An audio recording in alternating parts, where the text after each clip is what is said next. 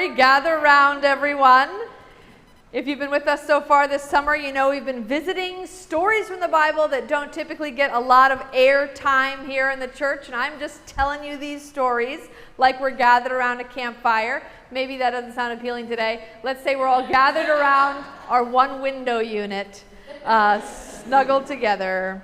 Remember, we're a narrative. Why are we doing this? We're a narrative tradition. We believe we're formed by the stories that we tell and share together. So that's what we're doing. If you are missing the more didactic form of preaching in which we interweave contemporary happenings with personal reflections in the biblical text, that's great. We'll be back on track with that. You're learning a new skill this summer, and there's only 2 more weeks left. So this and 2 more weeks. And today we're headed to 2 Kings, as we heard Heidi read, to hear about an interesting character named Naaman. Now, is it Naaman? Is it Naaman? Is it Naaman? Is it Naaman? Okay. I looked this up. I spent some time on this week. I looked this up. I got to be frank, we really don't know. There's a lot of disagreement about how to pronounce that. Depends on whether or not you're talking in Hebrew or your ancient Hebrew, contemporary Hebrew. So I think the best course will be for us to use the Liz Leavitt rule of biblical pronunciation, which is just say it with confidence. Whether you're right or wrong, people will believe you. Aspiring liturgists take note. But I do think that to the best of my understanding, it's Naaman. So today we're with Naaman. It's an amazing story about power, privilege, politics, and healing. And as I was preparing, I thought to myself, I'm sure that everyone in the congregation has recently reviewed the book of 2 Kings and kind of what's going on in there. But just in case you haven't, like you've been doing a deep dive into 1 Chronicles or something, I'm going to give you just a little context, just an aside. If you've loved this series and you're looking for wild and exciting biblical stories, you really can't do better than 1 and 2 Kings. Just a little advertisement. There is a lot in there. It's incredible. This is the narrative home of Elijah the prophet and Solomon the wise king and Jezebel the evil queen. And there's love and betrayal and military strategy and miracle and all sorts of bizarre things that you will be surprised are even in the Bible at all. So if you're at home, you're bored, it's hot, give it a shot. But today we're in 2 Kings, appropriately named because it describes the period of the Israelite monarchy when various kings, most of whom weren't very faithful dudes, ruled their people and defended them against a revolving door of other local kingdoms who were all vying for power in that region. Now at this point, there are prophets, and their job is to kind of try to keep the kings in line and remind them of what the faithful thing to do is. At this point in 2 Kings, Elisha is the main prophet in Israel. There are others. You remember Elijah, who kind of retired and gifted his prophecy franchise to Elisha, and that's who's active now. You also just need to know, before we go further in 2 Kings, that the enemy du jour of Israel at this exact point in the Bible is Aram, right? And the Arameans are known for attacking various Israelite outposts and doing raids on nearby villages. Like, that's the problem that precedes this text. And the king of Israel gets really tired of this and tries to negotiate a fragile peace with the king of Aram. So that's where we're at. Now we're at the 5th chapter of 2 Kings. Something interesting happens. You heard a little bit about it. We learn that there is a commander in the Aramean army. I keep wanting to say Armenian, but that's like a different historical period. The Aramean army. This guy is held in very high regard by the king of Aram, and he also has a skin disease. Of course, older translations call this leprosy, but it's not really a reference to Hansen's disease as we know it. So more modern translations use the term skin disease, the Hebrew sarath.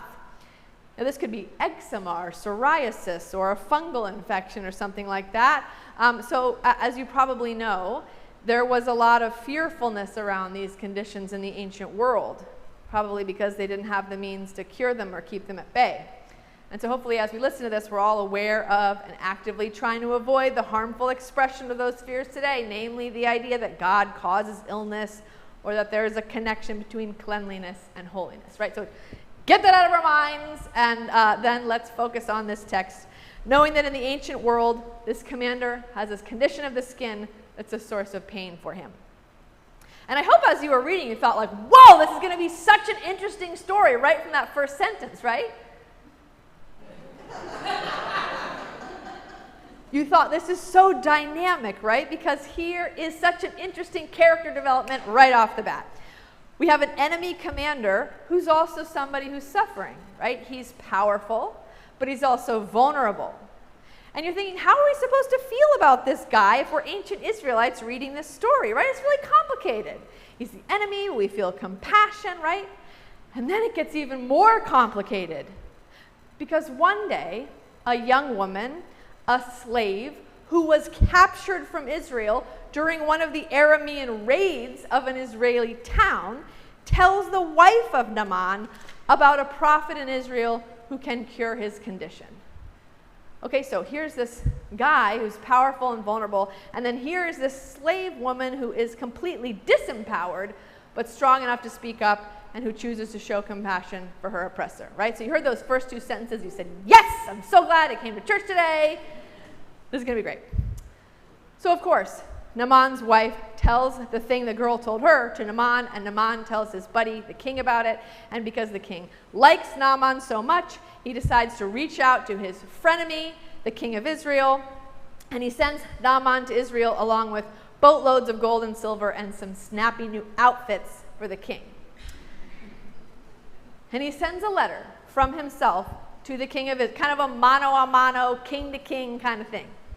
And the king of Aram says, when this letter reaches you, know that I have sent you my servant Naaman, that you may cure him of his skin disease.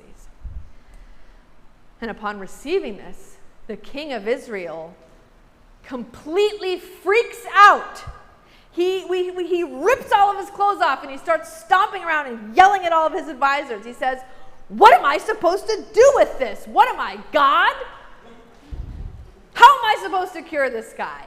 Then he gets a little paranoid. He says, maybe the king of Aram is trying to start something with me. He's legitimately in there. He's a little bit on edge. But he must have made this kind of broadly known because eventually Elisha hears about it. And so Elisha sends a message to the king of Israel, says, take a deep breath. It's all going to be okay. Just send this guy down to me and I will deal with him. And so the king of Israel sends Naaman down to Elisha's house. Now just pause with me here for a moment, and I want you to just feel the awkwardness of this whole situation. Here is an army commander in the capital city of his enemy, dragging 5 trailer loads of gold around and being shuffled from place to place, just trying to get some healing. I just want to stop and have that background so we kind of understand some of the reactions that he has to the following events. So Naaman gets to Elisha's house, and he expects, as was the custom, to be received with the honor befitting his rank. Does Elisha do that? No, he does not. Naaman pulls up with his chariots and his horses and all these people and all the special outfits and all the gold, and Elisha just doesn't even come outside. Instead, he sends one of his servants out to greet Naaman basically in the driveway and says, just go down to the Jordan River and wash 7 times and you'll be healed. And Naaman is furious. He says, I thought he would have me in and treat me with some respect. He says, I thought he would wave his hands around and say some special words and cure me like that. He really says that. And then he goes on, what's with this Jordan River stuff? That puny, gross creek down there? We have way better rivers than that in Aram. Why can't I take a bath in one of those? You know what?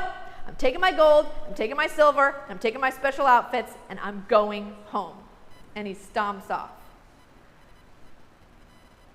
But here, another servant intervenes. Interesting commentary on power dynamics. It's the servants directing this whole thing. The servant says, hey, we can go home if you like, that's fine. But, I sort of am aware that if the prophet had told you to do something difficult, you would have done it. And if that's true, why won't you just go do this easy thing? And Naaman thinks about that for a second. He takes some more deep breaths. He calms down. Wisdom prevails. He goes down. he washes 7 times in the Jordan, and he's cured. It says his flesh is restored like the flesh of a young child, right? If only we could all be so lucky. So then, Naaman goes back to Elisha's house and says, "Now I know that there is no God but God. So please accept now these treasures, my gold and silver and these robes, now not as a bribe, but as an offering." And Elisha says, "Oh, no, I won't accept anything." That's another warning from this story. Beware that with the prophets, bombast on full blast kind of all the time is what's going on. And Naaman offers again, and Elisha refuses, and Naaman says, okay, fine. If you won't take these, then you give me something. Give me 2 mule loads of soil from here in Israel, so that I can take them home and worship your God upon that soil in my own place. And if you're willing, give me this too, pardon. Because I know that as I go home, there will be times that I must go and bow down in the house of the gods of my own people, because I must go there with my king. And I hope that your God won't be offended when I worship in that other place. And Elisha says, "Go in peace," which I'm pretty sure means yes. And everyone lives happily ever after, except for this little epilogue. As Naaman is pulling away from Elisha's house with his whole entourage, one of Elisha's servants, Gehazi, gets a thought. He thinks, "Oh, that was so beautiful. Enemies coming together to give each other healing and to worship the one true God." No, that's not what he thinks at all. He thinks, "Man, that was a lot of gold and some really cool outfits that my master just turned down. Surely we don't need to send all those things away, right?" So Gehazi slips out and follows Naaman down the road. And when he catches up to him, Naaman sees him and says, "Oh, you're back. Is everything okay?" And Gehazi said, "Yes, yeah, everything's fine. Elisha sent me after you to let you know that some other prophets from some other places just came to stay with us. And we're actually going to need some of that silver and certainly some of those cool sparkly garments for them, not for me, for them, not for me. Because these other prophets, they came from the other place. It was unexpected. We're just going to need you to help us out." And Naaman says, "Oh, of course, I'm so glad I could give you this offering. I kept offering it to Elisha." And he said, "No, but I'm so glad I can give it now. Let's tie it up in this bag, and I'll actually send some of my own servants to carry it for you back to the city." And they go off. And they get to the city gates, and Gehazi says, hey, guys, you can just actually leave that stuff right here. We're just going to hide it behind this wall right now, and you can go ahead and go back. I don't want to burden you any further, right? And so they hide the stuff, and the servants go back and they leave. And Gehazi goes back to Elisha's house, and Elisha says, "Hey, where you been?" And Gehazi says, "What? What do you mean? I haven't been anywhere. I've been right here the whole time." And Elisha says, "Well, no, you weren't, because I was there in spirit when someone got down from their chariot to talk to you," whatever that means. "And also, is this really the time to be accepting gifts from our enemies? No, it's not. And also, by the way, the skin disease that Naaman had will now be on you and your descendants forever and ever and ever and ever and ever, the end." Sort of thinking back about the last few weeks, I realize all these stories have this last kind of ski jump retributive violence, but we're gonna process that at another time, something to investigate. But that is the story of Naaman. And interestingly, though it might be new to some of you, it was apparently not new to one very important person, namely Jesus. Jesus refers to this story in Luke 4 when he's teaching in the synagogue in his hometown. And they get mad at him because he makes it clear that it's not his intention to stick around and heal them forever, but to go out to other people and places and share his gifts with them. And when that makes them mad, he said, this is just like when Elisha healed Naaman. So there you go. But I think this story is worthy of reflection, not just because Jesus thought it was, but because, as I mentioned, I think it puts us in an interesting place to think about the intersection of power and privilege and politics and vulnerability. Right, the overarching message here and in other parts of the scriptural witness seems to be that we do well to extend compassion even to people we perceive to be our enemies, because we just might make a convert out of them. We might not, we probably won't, but we might. And we don't have to go overboard and invite them in to make tea and pretend everything's fine between us, but we do owe others compassion and healing so far as we are able to extend it. I just wonder if maybe in this world we are living in, which also seems to always be on the edge of a fragile peace, that a reminder of our call to compassion is a difficult but necessary summons. I think it's also notable that Naaman only gets healed because he eventually listens to the marginalized voices around him. And of course, this doesn't solve the problem of oppression. He doesn't get healed in the Jordan and decide to free all of his servants immediately. But I think it does offer a first step on a corrective path, to listen to those voices, to recognize that they have wisdom and dignity, and then perhaps from that, we begin to change our behavior and our systems. Again, not a guarantee, but a possibility. Here's the last insight I would invite you to think about as you continue considering the story of Naaman. I think there's an interesting theological point here made in his first interaction with Elisha. Naaman clearly expects Elisha to do something grandiose to initiate God's activity. And then he gets upset when what Elijah does is instead rather mundane. And it made me think about how sometimes we are too quick to look for God in the big, grand developments in our lives, rather than tending to the ways God is active in us through the simple things, through the humble things that bring us healing and hope.